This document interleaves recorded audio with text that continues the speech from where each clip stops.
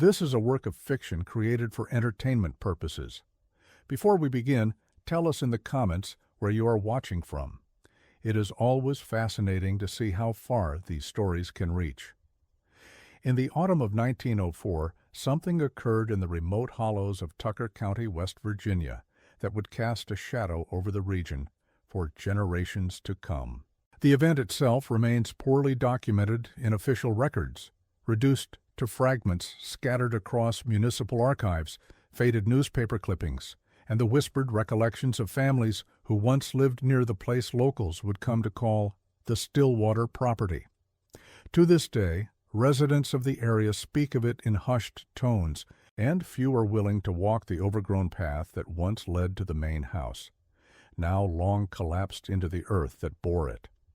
The property in question sat approximately 12 miles northeast of Parsons, accessible only by a narrow dirt road that wound through dense forests of hemlock and oak. The road itself was barely maintained, often washed out during spring rains and made impassable by winter snows that could accumulate to depths of 3 or 4 feet in the hollows.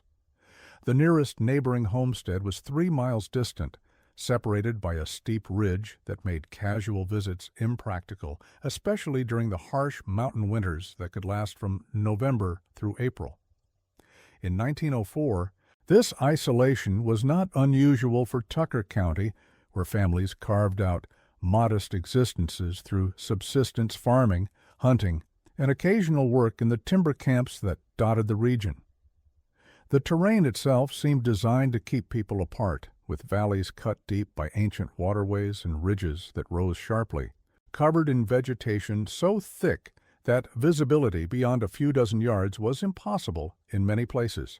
The property belonged to a man named Cassius Hargrave, age 47 at the time of the incident, and his wife, Minerva, age 42.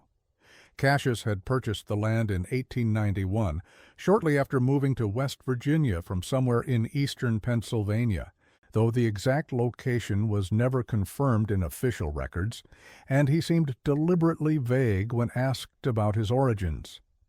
The transaction itself raised eyebrows at the time among those who paid attention to such matters. Property records indicate he paid in full and in cash, an unusual circumstance that prompted some speculation among locals about the source of his wealth.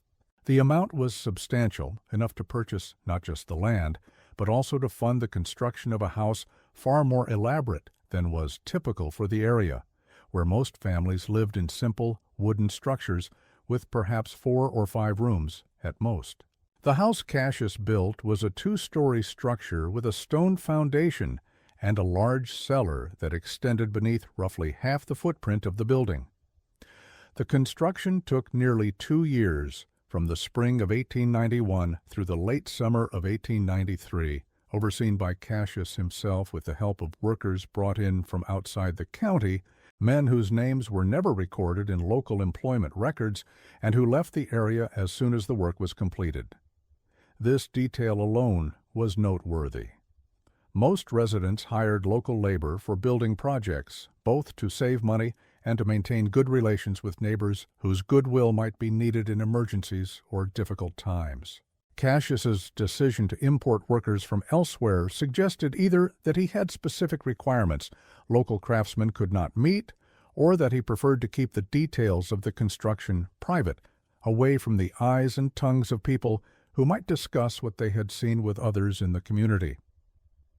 One of these workers, a stonemason named Horace Delaney, later provided testimony that sheds some light on the construction process. In 1949, when Delaney was 73 years old and living in Maryland, he was interviewed by a local newspaper reporter working on a story about his long career in construction trades spanning 5 decades. During this interview, Delaney mentioned his work on the Hargrave property, though he seemed reluctant to discuss it in detail, his discomfort apparent even decades after the fact. According to the published article, which appeared in the Cumberland Evening Times on March 12, 1949, Delaney stated that Cassius Hargrave had very specific plans for the cellar, including unusual features such as a separate room with reinforced walls constructed from stones selected for their density and fitted with unusual precision. The floor of this room was built to slope very slightly toward a central drain, a feature Delaney found peculiar, given that such drains were typically seen only in slaughterhouses, tanneries, or industrial facilities, not in private residences. Delaney also mentioned that Cassius insisted on being present during all work on the cellar and became noticeably agitated if workers deviated from his instructions in any way, even minor details that would seem inconsequential to the overall structure. The walls of the special room were to be precisely 7 feet high, not an inch more or less. The door was to be solid oak, at least 3 inches thick, with hinges capable of supporting considerable weight, and a lock mechanism of unusual strength that Cassius had special ordered from a manufacturer in Pittsburgh. Cassius also insisted that the room be entirely sealed from the rest of the cellar with a separate ventilation shaft that opened to the outside at ground level, positioned in such a way that it could not be easily observed from the house or yard, hidden behind a cluster of bushes that Cassius later planted deliberately to conceal it. When Delaney asked about the purpose of these specifications, Cassius told him only that he intended to use the space for scientific work that required controlled temperature and protection from contamination. This explanation seemed reasonable on the surface, as some educated men did conduct private research in various fields. But Delaney later said he found it unsettling that Cassius never elaborated on what kind of scientific work, and that the man's demeanor when discussing the room suggested something more than simple laboratory space.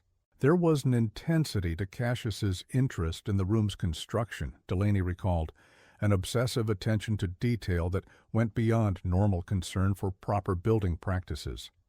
Cassius would inspect every stone placement, every mortar joint, running his hands over the walls and checking measurements repeatedly, even after Delaney assured him the work met specifications.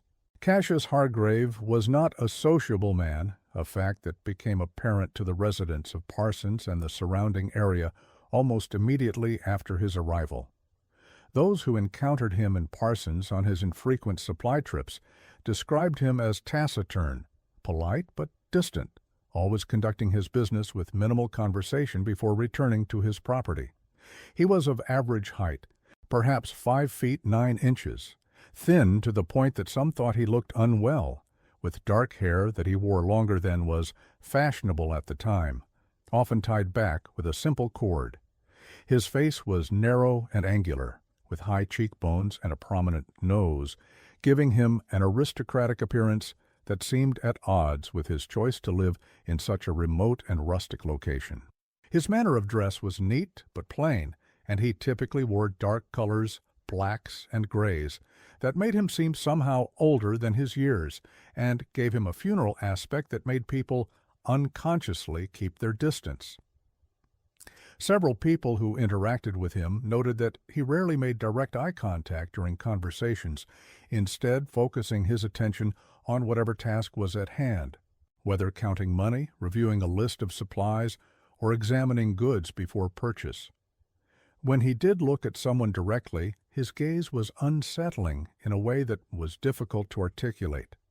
It was not hostile or threatening, but rather analytical, as if he were studying the person before him with the detached interest of a naturalist observing an insect specimen under glass.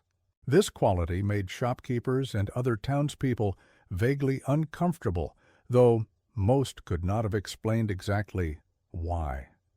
It was simply a feeling, an instinct that something about Cassius Hargrave was not quite right, that beneath his polite exterior lay something cold and calculating. His wife Minerva was seen even less frequently than her husband. In the 13 years the Hargraves resided on the property, she made perhaps a dozen trips to town, always accompanied by her husband, always silent. Those who remembered her described a woman of medium height with light brown hair, typically worn in a severe bun pulled so tight it seemed to stretch the skin of her forehead and temples. She dressed conservatively, always in dark, long-sleeved dresses, regardless of the season, even during the oppressive heat of Appalachian summers, when temperatures could reach into the 90s with humidity that made the air feel thick and difficult to breathe. The dresses were well-made but not fashionable, practical garments that covered her completely from neck to wrists to ankles, as if she wished to expose as little of herself as possible to the world. What struck observers most consistently was her demeanor. She walked with her eyes downcast, spoke only when directly addressed, and seemed to fade into the background even when standing in plain sight. There was a quality to her presence that several people later described as ghostly, as if she were not entirely there, as if some essential part of her had retreated to a place beyond reach. Her face was pale, almost colorless, and her expression rarely changed, maintaining a careful neutrality that suggested either deep resignation or profound disconnection from her surroundings. A shopkeeper's wife, Prudence Whitfield, later recalled in a statement given in 1952 that she once attempted to engage Minerva in conversation while the Hargraves were purchasing supplies at the general store. Prudence had asked friendly questions about how Minerva was managing the isolation of their property, whether she had established a garden, whether she had met any of the neighboring families, whether she might be interested in joining the ladies' quilting circle that met twice monthly at the church. Minerva had responded politely but briefly, her voice so soft that Prudence had to lean closer to hear. She said that she managed well enough, that they had a small garden, and that she had no time for social activities. Before the conversation could develop further, Cassius had intervened, placing himself physically between his wife and Prudence, and stating in a tone that brooked no argument that his wife was content with their arrangement, and did not require social interaction beyond what their household provided. Prudence described Minerva's expression during this exchange as blank, almost carefully so, as if she had trained herself to show nothing, to reveal no reaction that might be interpreted or questioned. After that incident, Prudence said, she never attempted to speak with Minerva again, and she noticed that other women in town seemed to follow a similar unspoken policy of leaving Mrs. Hargrave alone, respecting what they interpreted as her husband's wishes regarding her isolation. The couple had no children, a fact that was noted but not discussed openly, as such matters were considered private and possibly painful. The absence of offspring was not unusual in itself. Many couples remained childless through choice or circumstance, and it was considered improper to inquire about such personal matters. But combined with the Hargraves' isolation and peculiar manner, it added to the overall impression that this was not a normal household operating according to recognizable patterns of family and community life. However, the presence of a third individual on the property added a layer of complexity to the household dynamic that prompted considerable speculation among those few townspeople who paid attention to the Hargraves' affairs. This was a man named Thaddeus Coulter, approximately 35 years old in 1904, with a lean build suggesting hard physical labor, reddish-brown hair that curled slightly at the collar, and a weathered complexion suggesting a life spent largely outdoors. Coulter's relationship to the Hargraves was never clearly established, and the man himself offered no explanation when asked directly, either deflecting the question or providing vague answers that satisfied curiosity without actually conveying information. Some believed he was a hired hand, brought on to help with the physical labor required to maintain a property of that size. The endless work of cutting firewood, maintaining fences, caring for livestock, and managing the numerous tasks that rural life demanded. Others suggested he might be a distant relation, perhaps a cousin or nephew fallen on hard times, who had come to live with the Hargraves in exchange for work. A few speculated, though without evidence, that he might be some sort of assistant to Cassius, helping with whatever work the man conducted in his isolated household.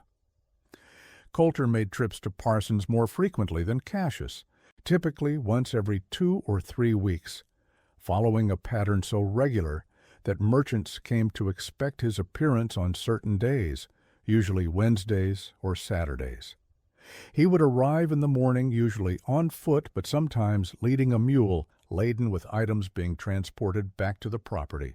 He would make purchases at various establishments following what appeared to be a carefully prepared list written on scraps of paper that he would consult frequently, checking off items as he acquired them. He spoke little beyond what was necessary to complete his transactions, his manner businesslike and efficient. Unlike Cassius, Coulter did make eye contact and would exchange greetings, responding to "good morning" or "how are you?" with brief but appropriate replies, but he never lingered to chat and always seemed eager to complete his business and depart, as if remaining in town any longer than necessary made him uncomfortable. The shopkeeper, Jonas Whitfield, kept meticulous records of all transactions at his general store, a habit instilled by his father, who had founded the business in 1878 and who had taught Jonas that careful record-keeping was essential to successful commerce. His ledgers, large bound volumes with lined pages filled with neat handwriting, show that Coulter's purchases followed a consistent pattern over the years. He would buy standard supplies that any rural household would need: flour in 50-pound sacks, salt, sugar, lamp oil, matches, soap, coffee, tea, dried beans. But he also purchased items that were less common and that seemed oddly specific in their quantities and frequency. These included substantial amounts of cotton bandaging, multiple rolls renewed every few months, multiple bottles of carbolic acid solution purchased several times per year, various tinctures and medicinal preparations whose purposes were not always clear, including laudanum, chloral hydrate, ether, and something listed in the ledger simply as analgesic powder that Whitfield special ordered from a pharmaceutical supplier in Wheeling. Most curious were periodic purchases of leather straps, always described very specifically in terms of length and width. Over the years documented in Whitfield's ledgers, from 1897 through 1904, Coulter purchased approximately 24 such straps, each between 18 inches and 3 feet in length, each between 1 and 2 inches in width, made of thick, sturdy leather suitable for heavy use and reinforced at the holes where buckles would attach. When Whitfield once asked what purpose these straps served, curious about the repeated orders, Coulter had replied only that they were needed for equipment maintenance on the property, an explanation that was vague enough to forestall further questions but specific enough to sound plausible. After all, farms required various types of straps and harnesses for animals and equipment, and regular replacement due to wear was normal. Whitfield noted these purchases in his private journal, a separate book he kept for personal observations about customers and business matters, preserved by his descendants and now housed in the Tucker County Historical Society. In an entry from July 1903, Whitfield wrote that Coulter always paid with exact amounts in coins, never requiring change, suggesting he calculated costs carefully before coming to town and brought precisely what he needed. Whitfield also noted that in the later years, particularly from 1902 onward, Coulter's appearance began to change in subtle ways. He seemed more tired, his face drawn, with dark circles under his eyes suggesting insufficient sleep. His movements occasionally appeared stiff, as if he were in discomfort, favoring one side slightly or moving with a carefulness that suggested pain. Once, in the summer of 1904, Whitfield observed what appeared to be bruising on Coulter's neck, partially visible above his collar as a dark purple mark. But when Whitfield expressed concern and asked if Coulter had been injured, the man had dismissed it as a minor accident, claiming he had been struck by a swinging tree branch while clearing deadfall, and quickly changed the subject. Beyond these basic facts gleaned from occasional interactions and careful record-keeping, Little was known about the lives of the three inhabitants of the Hargrave property. They did not attend church services at any of the three churches in Parsons, participate in community gatherings such as harvest festivals or Independence Day celebrations, or involve themselves in the social life of the county in any meaningful way. This isolation, while unusual, was not unprecedented. The mountains of West Virginia harbored many individuals and families who preferred solitude to society, people who had come to the region specifically to escape the complications of more populated areas, to live according to their own rules without interference or judgment. As long as they caused no trouble, paid their taxes when due, and did not request assistance from the community, such people were generally left alone, their eccentricities tolerated, as the price of the freedom that mountain life afforded to those who chose it. The first indication that something was amiss at the Hargrave property came in late October 1904, when a timber crew working approximately 5 miles from the property reported hearing what they described as sustained screaming echoing through the forest. The sound came from the direction of the Hargrave place, they said, and lasted for several hours across 2 consecutive nights, October 23rd and 24th. The foreman, a man named Silas Drummond, noted the incident in his daily log, a practice required by the timber company to document anything that might affect work schedules or safety.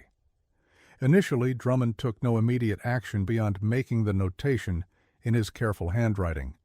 He was an experienced woodsman in his mid-40s, familiar with the sounds of the forest through decades of work in the timber industry, and he initially assumed the screaming might be animal sounds distorted by the acoustic properties of the valley.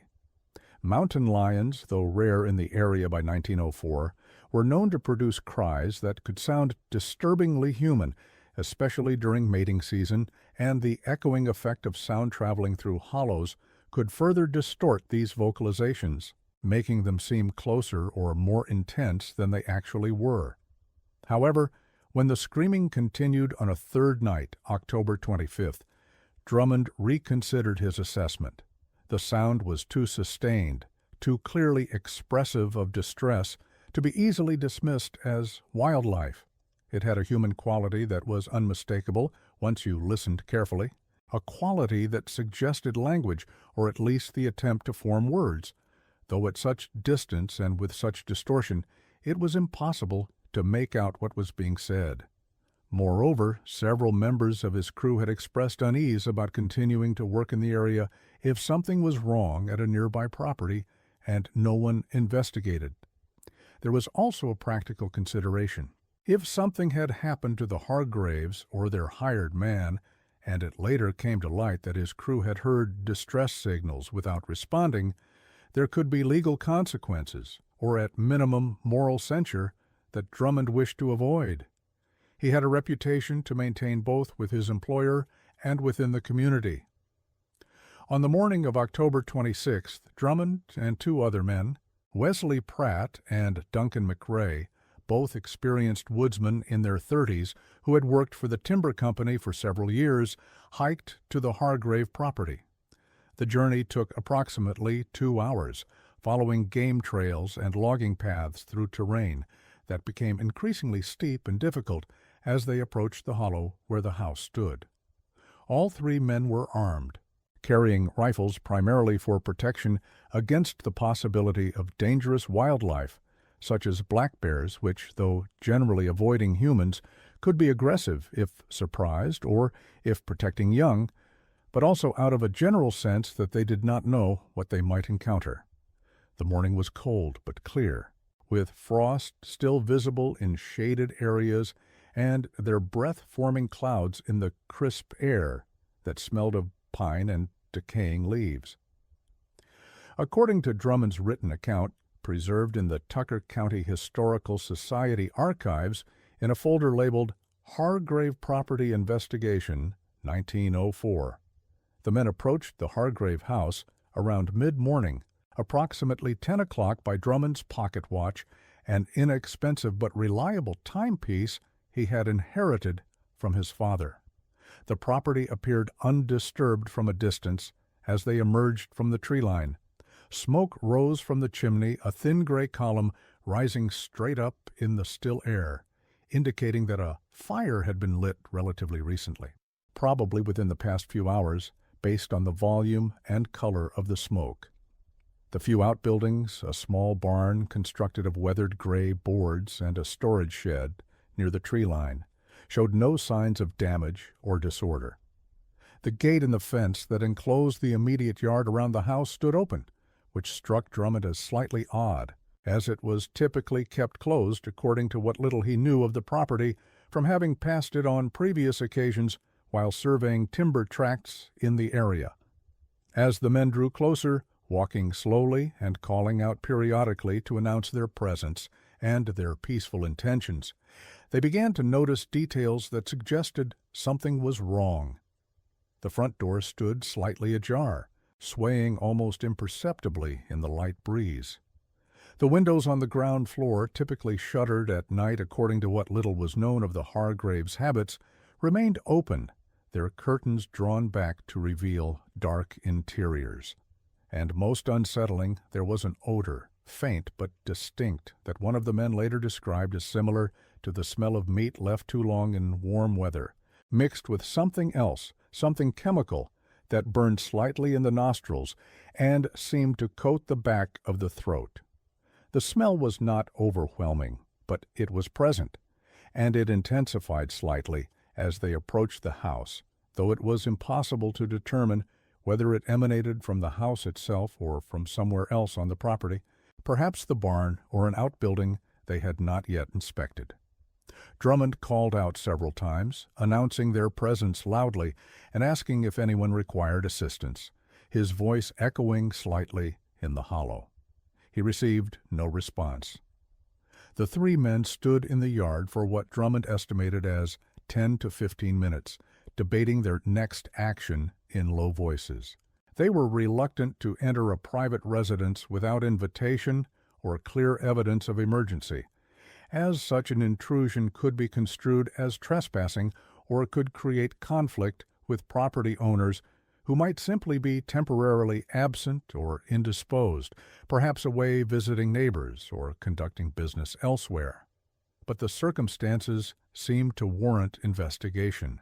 The open door, the strange smell, the unexplained screaming from previous nights, all of these factors suggested that something had gone wrong, that the residents might be injured or in need of help they could not summon themselves.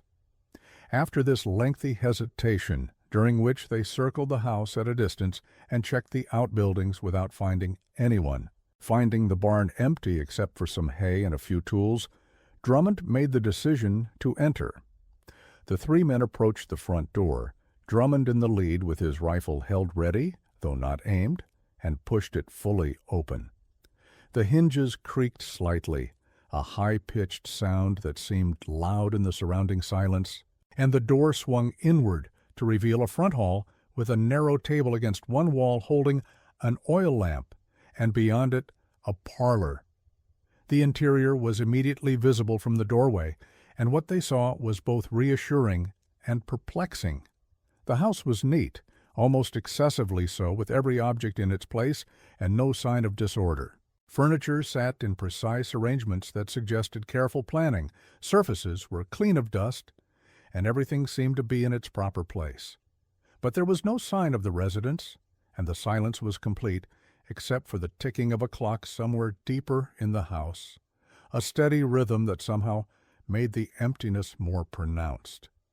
The men entered slowly, their boots making hollow sounds on the wooden floors that seemed unnaturally loud. They continued to call out but received no answer. The ground floor consisted of 4 main rooms, a front parlor with chairs arranged around a cold fireplace, a dining area with a long table and 6 chairs, a kitchen at the back of the house with a cast-iron stove and well-stocked shelves, and a study or office space that appeared to be Cassius Hargrave's personal domain, with a desk, bookshelves, and various papers.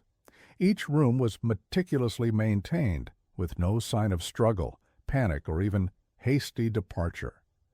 In the parlor, a book lay open on a side table next to a chair, as if someone had been reading, and simply set it aside, intending to return momentarily.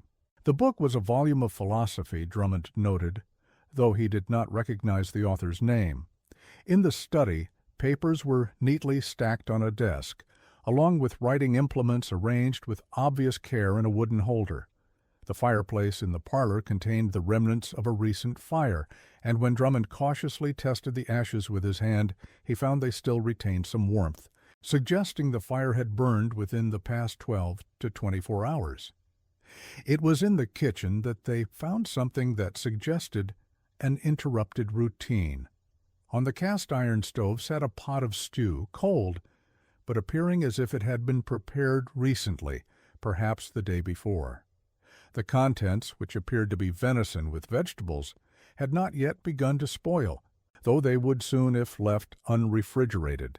More tellingly, 3 bowls sat on the kitchen table, arranged with careful spacing at 3 places. 2 of these bowls contained partially eaten portions of the stew, spoons resting inside them at angles, suggesting they had been set down mid-meal. The 3rd bowl was completely empty except for a few drops of gravy clinging to the bottom and sides, suggesting its contents had been consumed entirely.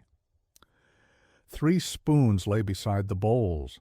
The arrangement suggested an interrupted meal, though there was no evidence of a struggle or panic. Everything seemed to have been set down carefully, deliberately, as if the diners had simply stopped eating and walked away, intending to return but never doing so. Drummond and his companions conducted a thorough search of the ground floor, opening cabinets and closets, looking behind furniture, checking any space where someone might be hiding or where a body might have been concealed.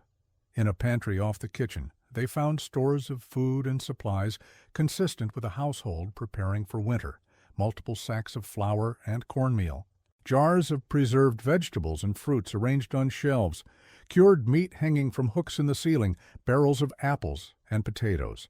Nothing appeared to be missing or disturbed. In the study, Drummond took the liberty of examining some of the papers on the desk, though he later said he felt uncomfortable doing so, as if he were violating the privacy of someone who might return at any moment and demand an explanation.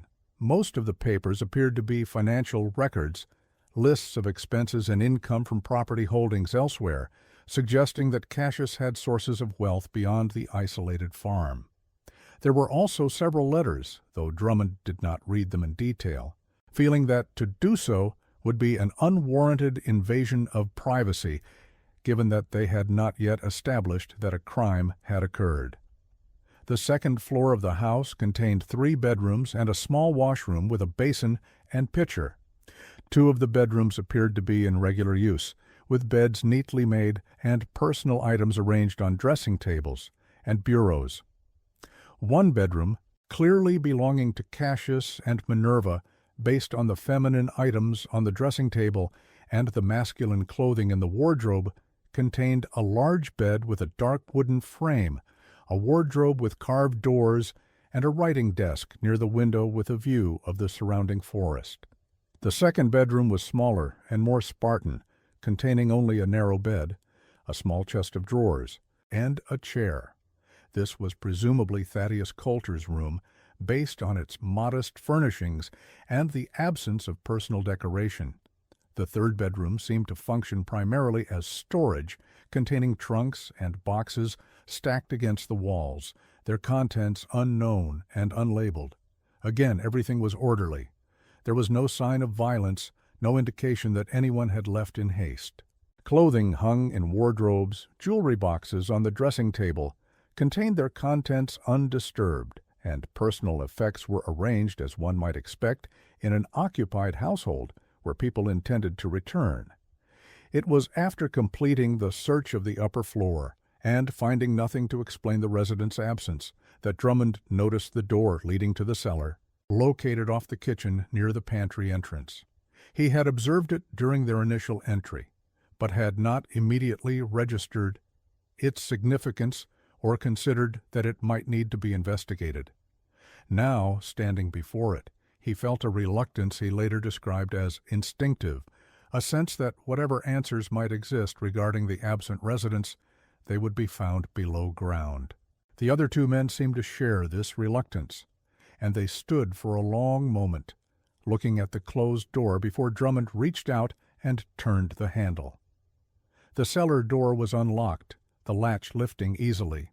It opened onto a narrow stairway descending into darkness, the steps steep and without a railing.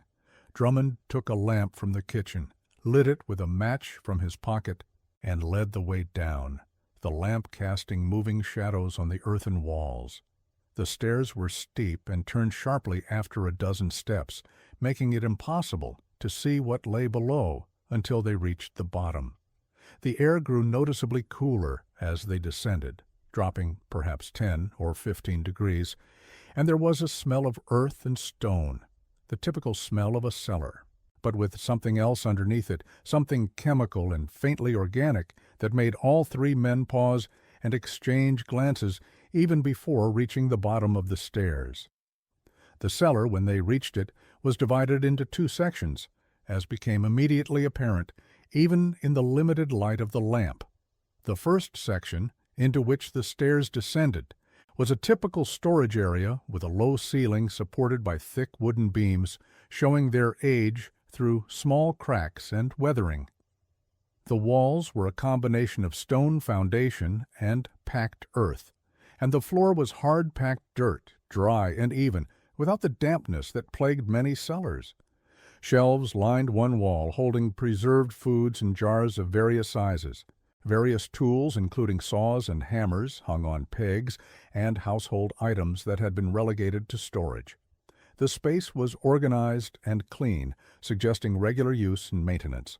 Light filtered in weakly from two small windows set high in the walls at ground level, providing minimal but adequate illumination during daylight hours. But it was the second section that commanded their attention and would haunt their memories for the rest of their lives. Separated from the main storage area by a heavy wooden door with an iron lock, this section was different in both construction and purpose, different in ways that made it clear this was not a normal part of a household cellar. The door stood open when the men descended, hanging slightly ajar as if someone had left in haste without taking time to secure it, or perhaps had been unable to secure it for reasons unknown. Through the opening, they could see a room unlike anything one would expect to find in a rural cellar, unlike anything any of them had ever seen before in their combined decades of experience. Drummond approached slowly, holding the lamp before him at arm's length and feeling his companions close behind, close enough that he could hear their breathing growing more rapid. The room beyond was approximately 12 feet by 15 feet, with walls that had been plastered smooth and painted white, an unusual choice given the considerable effort this would require in such a space and the fact that it would provide no practical benefit for a storage area. The paint was surprisingly clean, without the mildew or staining one would expect in an underground room where moisture was inevitable. The floor was covered with wooden planks, carefully fitted together with barely visible seams, and sealed with what appeared to be multiple coats of varnish that gave the wood a smooth, almost glassy surface that reflected the lamplight. The ceiling was slightly higher than in the outer cellar, perhaps 7 feet at the center, also plastered and painted white to match the walls. 3 lamps hung from hooks screwed into the ceiling beams, positioned to provide even illumination throughout the space when all were lit. Along one wall stood a workbench solidly constructed from thick timbers that had been planed smooth and fitted together with obvious skill and precision. The surface of the bench was heavily scarred and stained, showing evidence of heavy use over an extended period, with gouges and marks, suggesting repeated impacts and chemical damage. Upon it sat various glass containers of different sizes and shapes, some empty, others holding liquids of unclear nature and varying colors. The liquids ranged from clear to amber to something darker that might have been brown or deep red, though it was difficult to tell precisely in the lamplight. Several of these bottles bore handwritten labels in a precise, careful hand, with terms that meant nothing to Drummond at the time, though he later transcribed some of them in his report. Chloral hydrate, laudanum, carbolic acid solution, tincture of opium, ether, atropine sulfate. On shelves above the bench sat notebooks, at least a dozen of them, all bound in dark leather and of identical size, approximately 8 inches by 10 inches, arranged in a neat row like volumes in a library, their spines unmarked except for numbers. Next to the notebooks were several instruments, whose purposes were not immediately clear to men accustomed to farm tools and forestry equipment. There were small knives with curved blades of various sizes, some only a few inches long, others slightly larger, all appearing extremely sharp. There were metal probes of various lengths and thicknesses, some straight as needles, others with slight curves or hooks at the ends that suggested specialized purposes. There were clamps of different sizes and configurations, devices with screws that could be tightened or loosened to apply varying degrees of pressure, their function unclear but vaguely menacing in appearance. And there were what appeared to be measuring devices, including several thermometers of different types, rulers marked with fine gradations far more precise than those used in carpentry, and something that looked like a small scale for weighing quantities, measured in grains rather than pounds. But what commanded the men's attention most forcefully, what made them stand frozen in the doorway for long moments of silence, broken only by their own breathing, and the distant ticking of the clock upstairs, was the object in the center of the room. A large wooden chair, solidly built from oak, with a high back and wide arms that had been worn smooth by use. The chair had been bolted to the floor with extraordinary security, the heads of thick lag bolts visible at each leg, driven deep into the wood planks and surely anchored to the stone foundation beneath. Attached to the arms and legs were leather straps, wide and strong, with metal buckles that showed significant wear from repeated use, the leather darkened and the metal scratched. The straps on the arms were positioned to secure wrists precisely, those on the legs designed to hold ankles immobile. And there were additional straps hanging from the back of the chair at different heights, clearly intended to restrain someone's torso at multiple points and hold them completely immobile in the seated position. The chair itself showed evidence of prolonged and intensive use. The wood was darkly stained in places, particularly on the arms where hands would rest, and on the seat, where the staining had penetrated deep into the grain despite apparent attempts at cleaning. The leather straps, while maintained and apparently oiled to keep them supple, had been worn smooth at the points where they would contact skin, the texture different from unworn sections, suggesting countless cycles of use over a period of years. Most disturbing were the marks on the floor around the chair. Dark stains had soaked deep into the wood grain of the planks, creating patterns that radiated outward from the base of the chair in irregular streaks and spatters. Someone had attempted to clean these stains, evidenced by lighter patches where vigorous scrubbing had removed the surface layer of varnish along with whatever had been spilled. But the wood had absorbed the liquid too thoroughly for complete removal, and the stains remained visible as darker shadows in the otherwise uniform varnished surface, a permanent record of whatever had occurred in this room